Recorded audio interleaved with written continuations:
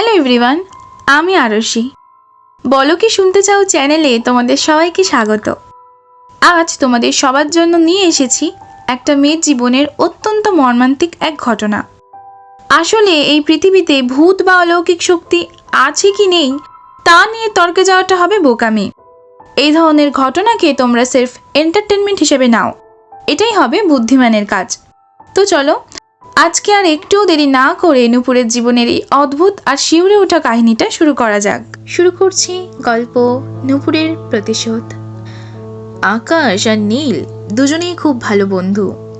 সেদিন আকাশের মামার বাড়ি থেকে হঠাৎ একটা খবর আসে, ওর মায়ের শরীরটা খুব খারাপ। মায়ের অসুস্থতার খবর পেয়ে আকাশ আর নীল এক মুহূর্তও দেরি করেনি। তারা গাড়ি নিয়ে পুরুলিয়ার মামার বাড়ি থেকে কলকাতার উদ্দেশ্যে রওনা হলো। তখন রাত প্রায় 1টা। হাইওয়ের দুপাশটা পুরো নিঝুম, কোনো গাড়ি ঘোড়ার শব্দ নেই। হঠাৎ করেই একটা ফাঁকা জায়গায় এসে ওদের গাড়ির ইঞ্জিনটা একটা গোঙানির মতো শব্দ করে বন্ধ হয়ে গেল। আকাশ বারবার চেষ্টা করেও গাড়িটা স্টার্ট করতে পারল না। নীল গাড়ির জানালা দিয়ে বাইরের দিকে তাকিয়ে ভয় পেয়ে বলল, আকাশ, এই জায়গাটা না কেমন যেন, এখানেই গাড়িটা খারাপ হতে হলো। জায়গাটা কেমন থমথমে, কোনো মানুষ নেই। চল না ভাই, গাড়িটা লক করে ভেতরেই বসে থাকি। আকাশ গাড়ি থেকে নামতে নামতে বলল, ধুর, ভেতরে বসে থাকলে গাড়িটা কি নিজে নিজে ঠিক হবে? তুই বরং নেমে আয়, মোবাইলের টর্চটা ধর, আমি দেখি প্ল্যাগটা পরিষ্কার করা যায় কিনা। নীল অনিচ্ছা সত্ত্বেও গাড়ি থেকে নেমে আসলো। চারপাশটা এতটাই নিস্তব্ধ যে সামান্য বাতাসের শব্দেও বুক কেঁপে উঠছিল। নীল টর্চটা ধরে এদিক ওদিক তাকাচ্ছিল। হঠাৎ ওর গাড়ির পিছন দিকে তাকাতেই ওর হাত থেকে টর্চটা পড়ে গেল। একদম ছিটকে পড়েছে।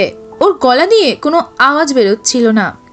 ও কাঁপতে কাঁপতে আকাশের শার্টটা টেনে ধরল। আকাশ বিরক্ত হয়ে বলল, কি করছিস নীল, সেটা ছাড়, কাজ করতে দে। নীল কাঁপা গলায় ফিসফিস করে বলল, আকাশ, আকাশ পিছনে দেখ, আকাশ পিছনে তাকা। আকাশ সোজা হয়ে দাঁড়িয়ে পিছনের দিকে তাকালো। ওদের গাড়ির ঠিক পিছনের রাস্তার ধারে একটা পোড়া বাড়ি ছিল। সেই বাড়ির ছাদের কার্নিশে একটা মেয়ে বসে আছে। মেয়েটার পা শূন্যে দুলছে, আর তার প্রতিটা দোলানির শব্দে ভেসে আসছে রুমঝুম রুমঝুম নূপুরের শব্দ। সবচেয়ে অদ্ভুত বিষয় হলো, মেয়েটি সেজে আছে একদম নতুন কনের মতো। পরনে একটা লাল গাঢ় বেনারসি, গা ভর্তি সোনার গয়না, মাথায় একটা সুন্দর ওড়না টানা। তার লম্বা চুলগুলো খোলা, বাতাসে উড়ছে। কাজল রাঙা দুটি চোখ, যার মণি দুটি কুচকুচে কালো। মেয়েটি ওদের দিকে তাকিয়ে ঠোঁটে একটা স্নিগ্ধ মায়াবী হাসি ফুটিয়ে তুলল। নীল ভয়ে ভয়ে আকাশের পিছনে লুকাতে লুকাতে নিজের বোকামির সুরে বলল, আকাশ, এই মাঝরাতে কোনো কোণে বউ ছাদের ওপরে বসে আছে কেন রে? ও কি বিয়ের মণ্ডপ ভুলে গেছে নাকি? সুইসাইড করবে বলে ছাদের কার্নিশে উঠেছে বুঝি? আমার কিন্তু পা ঠান্ডা হয়ে যাচ্ছে ভাই। আকাশ নিজের চোখকে বিশ্বাস করতে পারছিল না। ও একটু এগিয়ে গিয়ে ডাকলো, আপনি কে? এই রাতে এখানে কি করছেন? মেয়েটি ছাদ থেকে নেমে আসলো, কিন্তু অবাক করার মতো বিষয় হলো, সে যখন ছাদ থেকে নিচে নামলো কোনো শব্দ হলো না, যেন সে বাতাসে ভেসে নেমে এলো। সে আকাশের একদম সামনে এসে দাঁড়ালো। তার ঠোঁটের সেই স্নিগ্ধ হাসিটা তখনও লেগে আছে। মেয়েটি আকাশের চোখের দিকে অত্যন্ত ঠান্ডা এবং শান্ত গলায় বলল, আমার নাম নূপুর, আমি এই রাস্তায় আমার খুনিদের খুঁজছি। কথাটা শেষ হতে না হতেই হঠাৎ যেন ওখানকার আবহাওয়াটা পুরোপুরি বদলে গেল। একটা তীব্র হিম শীতল বাতাস বয়ে গেল, আর আকাশের চোখের সামনেই নূপুরের ওই মায়াবী রূপটা এক নিমেষের মধ্যে বিভৎস হয়ে উঠল। ওর মাথা আর সুন্দর ওড়নাটা গা থেকে খসে মাটিতে পড়ে গেল। লম্বা সোজা চুলগুলো জট পাকিয়ে চারিদিকে এলোমেলো হয়ে উঠতে লাগলো। মুখে সেই স্নিগ্ধ ভাবটা বদলে গিয়ে চরম হিংস্র আর যন্ত্রণাদায়ক একটা রূপ নিল। চোখের সেই কাজল লেপটে গিয়ে পুরো মুখে ছড়িয়ে পড়ল, আর সেই কুচকুচে কালো চোখ দুটো দিয়ে অবরন্ত জলের সাথে টপ টপ করে তাজা রক্ত পড়তে লাগলো। নীল এই বিভৎস চেহারা দেখে একটা চিৎকার দিয়ে গাড়ির ভেতরে ঢুকে দরজা লক করে দিল। আকাশের পা দুটো যেন মাটির সাথে আটকে গেছে। ঠিক তখনই আকাশের চোখ গেল নূপুরের পিছনে একটা মরা গাছের ডালের দিকে। ও দেখল কোণে বউয়ের মাথার সেই সুন্দর লাল ওড়নাটা উপরের একটা ডালে ফাঁসির দড়ির মতো ঝুলছে। আকাশ চমকে উঠল আর ভাবল এই ওড়নাটা একটু আগেই মেয়েটির মাথায় ছিল। এটা 1 সেকেন্ডের মধ্যে ওখানে ঝুলল কি করে? নূপুর আকাশের চোখের আতঙ্কটা বুঝতে পারল। সে নিজের গলাটা হাত দিয়ে চেপে ধরল।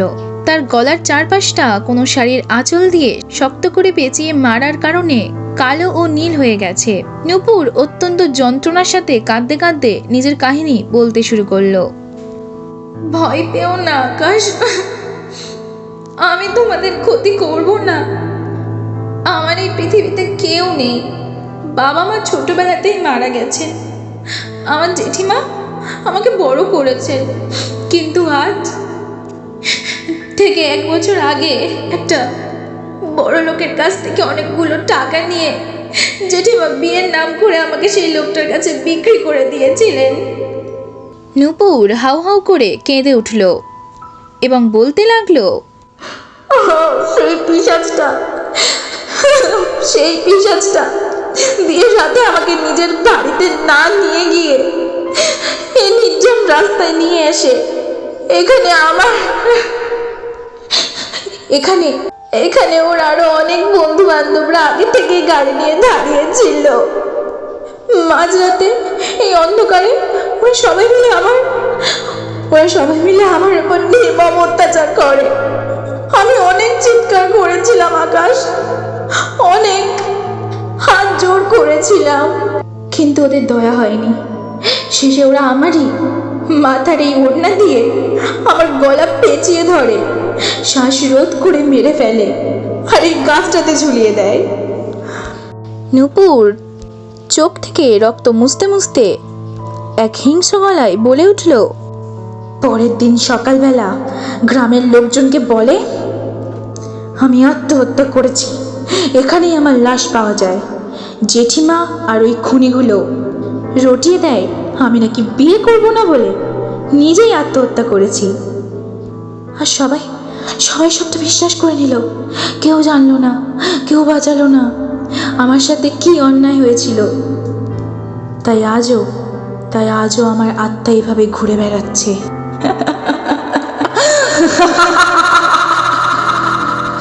আমি আমার প্রতিশোধ নেবই। আমি আমার খুনিদেরকে শেষ করে আমার প্রতিশোধ নেবই আকাশ। নূপুর হঠাৎ আকাশের নীল শার্টটার দিকে তাকালো। তার গলার আওয়াজটা এবার একটু স্বাভাবিক হলো। যখন দূর থেকে তোমাদের গাড়িটা আসতে দেখেছিলাম আর তোমার গায়ের ওই নীল শার্টটা দেখেছিলাম, আমার মনে হয়েছিল তোমরা বুঝি সেই খুনিদের কেউ।